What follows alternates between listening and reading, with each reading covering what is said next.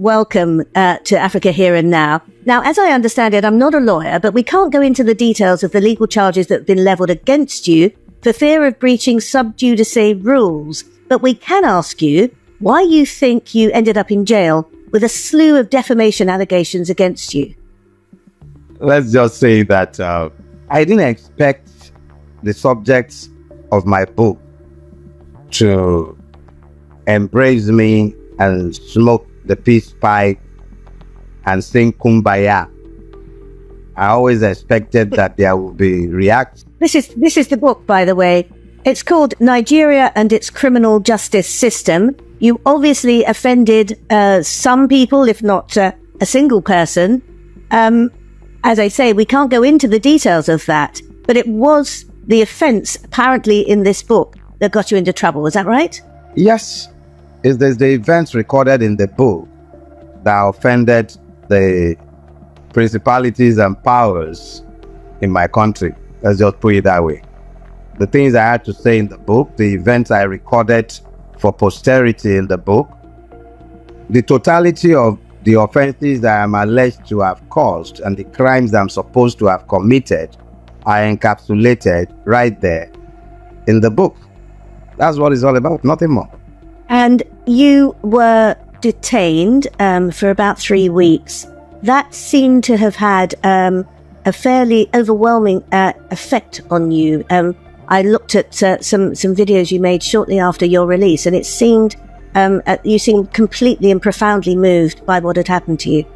Let's say that, number one, the word detained in Nigerian lexicon speaks to the military era, where an individual could summarily, at his pleasure, have somebody detained. Now, I said somebody, I didn't use the word citizen. You can't detain a citizen because citizenship it presumes the rule of law if you're talking citizenship.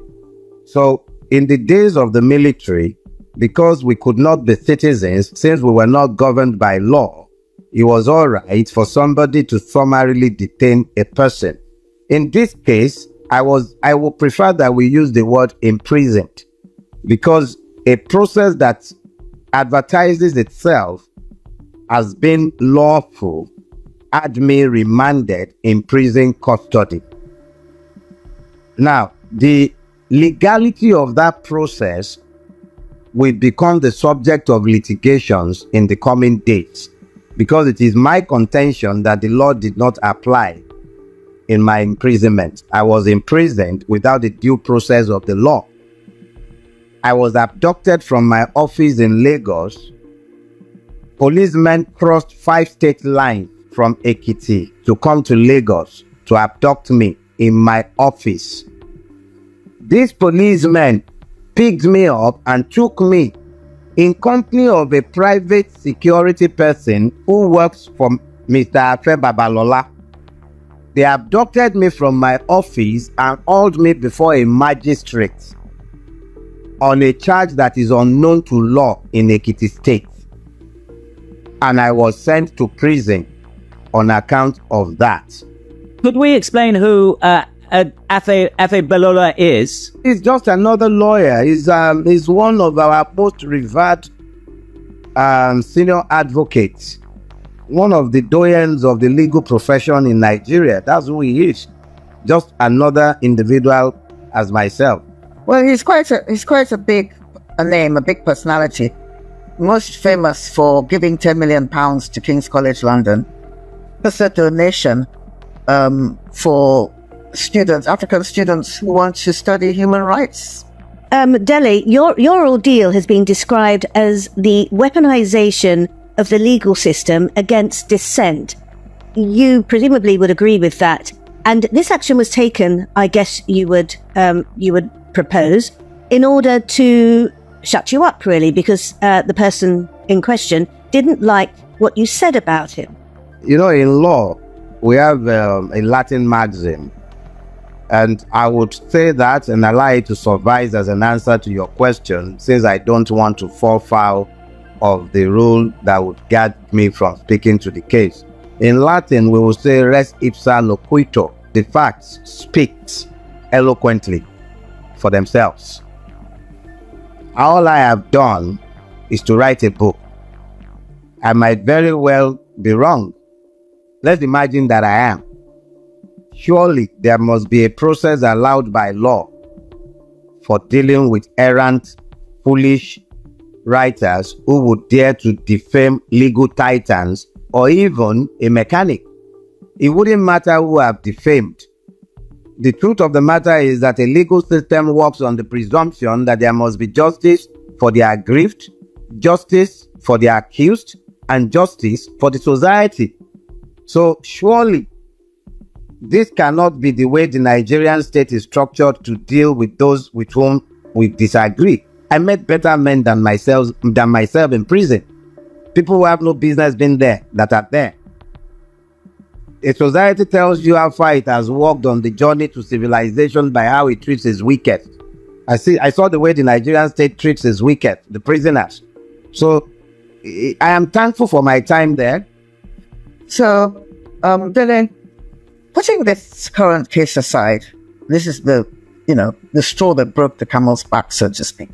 You've actually been making trouble for the authorities for quite a long time now. For how long have you been an activist? Highly vocal activist?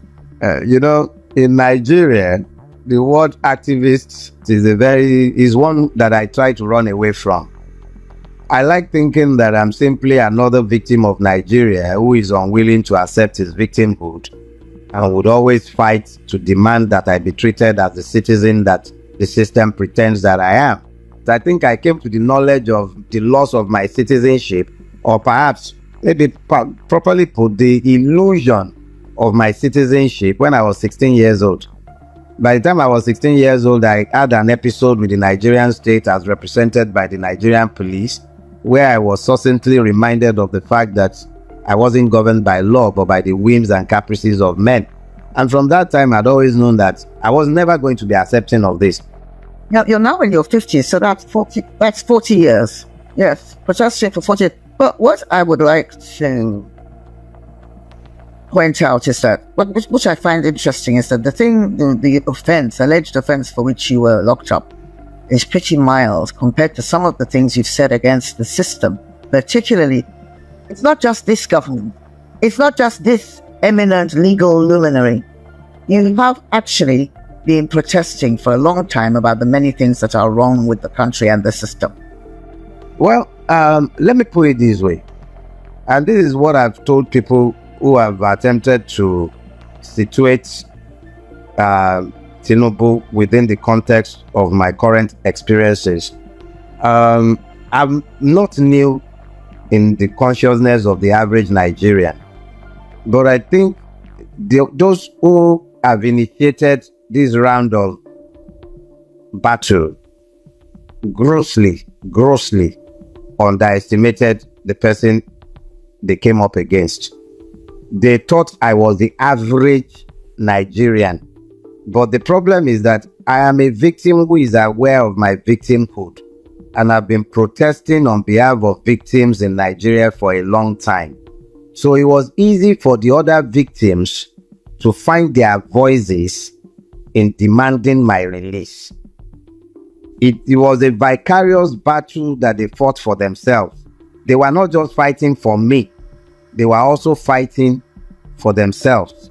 So it was a battle that those who picked me up did not expect. I've suffered persecution on multiple levels from the state and the system, but it had never come into the public glare. I didn't bring it into the public glare. I fought in my private space. This was just a situation where the system or principalities within the system overplayed their hand. This is what happens to the average Nigerian every day.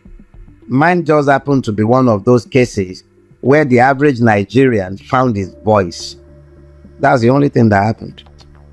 So, Dele, the situation as you describe it sounds quite intimidating, actually. How would you assess the space in Nigeria for freedom of expression and compare that, if you would, to previous phases of Nigeria's independence? You've obviously lived through several military regimes.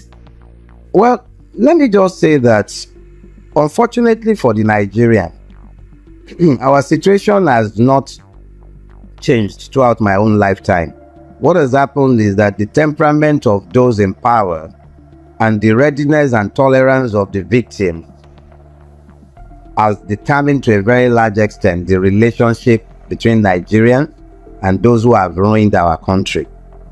Obasanjo is probably the most intelligent of the lot that has ruled Nigeria, but he is not in any way much different in temperament or tolerance for dissent as the current ones that have occupied the office in recent times.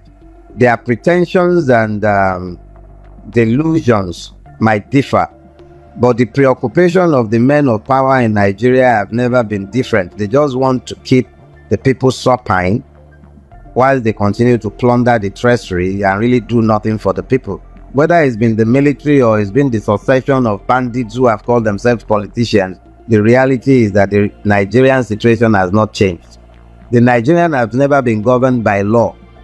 If a place is not governed by law but is governed by the temperament, whims and caprices of men, it simply means that that space is governed by impunity. Dele, how do you go about changing this then?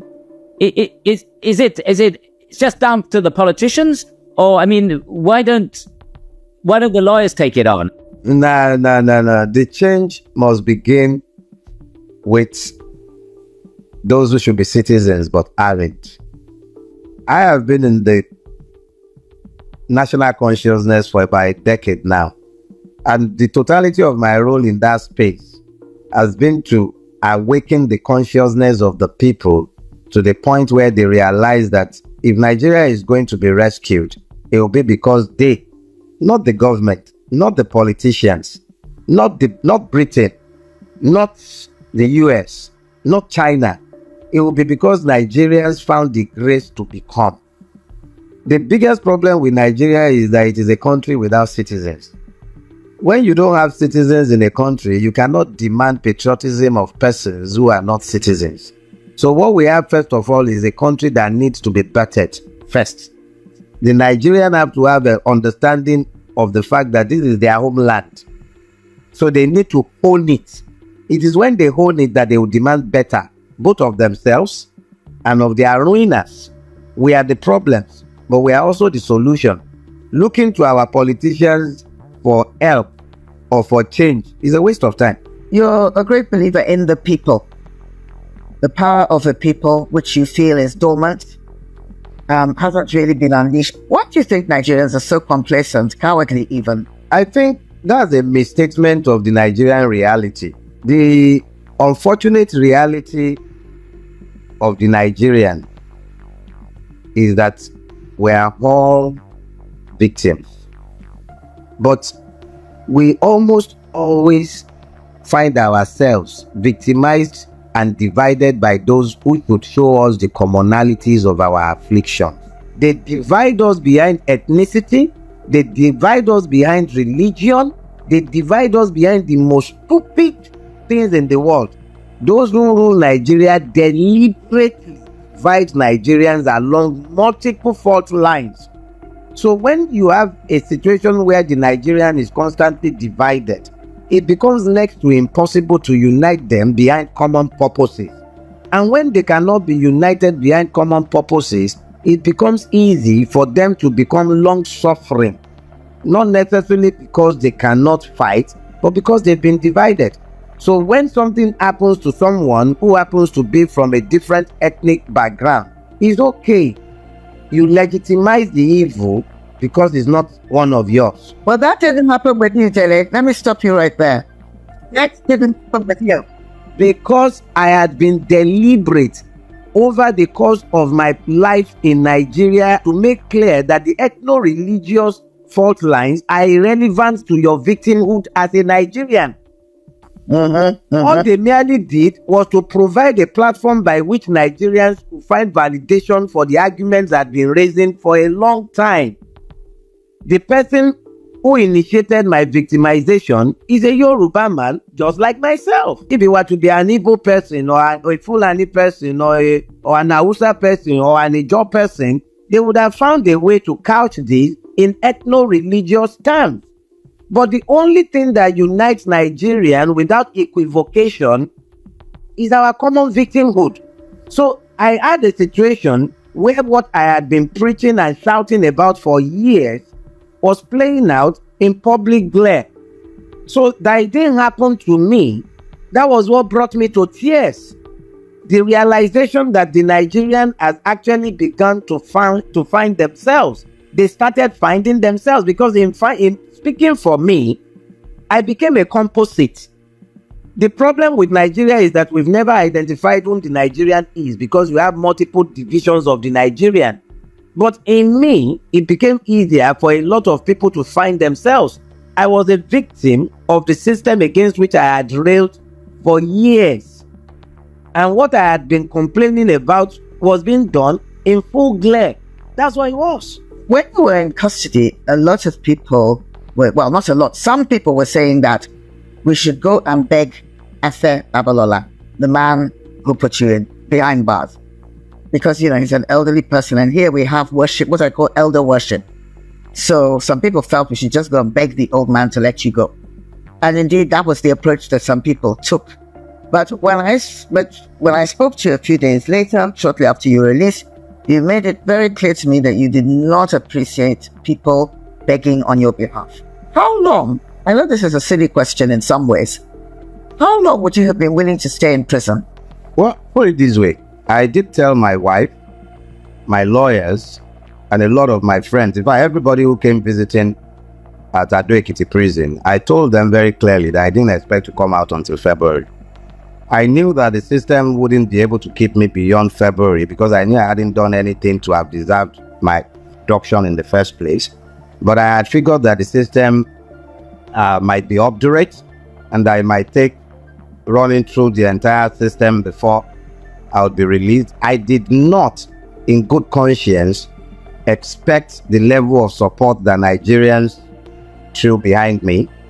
And I'll tell you straight up, without the level of support that the average Nigerian across the ethno-religious divide threw behind me, the demand for my release, the demand that the system should work properly and lawfully, I would have actually remained there until February. That I came out as early as I did is a testament to the willingness of the average Nigerian to speak for me. That was what overwhelmed me when I started weeping during my Sunday broadcast. But to be frank with you, I was prepared to be there until February. That was my expectation. And the picture you've painted of Nigeria today, Dele, is a pretty bleak one. But the rallying behind your cause seems to have given you at least some cause for optimism. Do you maintain that a new Nigeria is still possible? Oh, I died the day I stopped believing in that.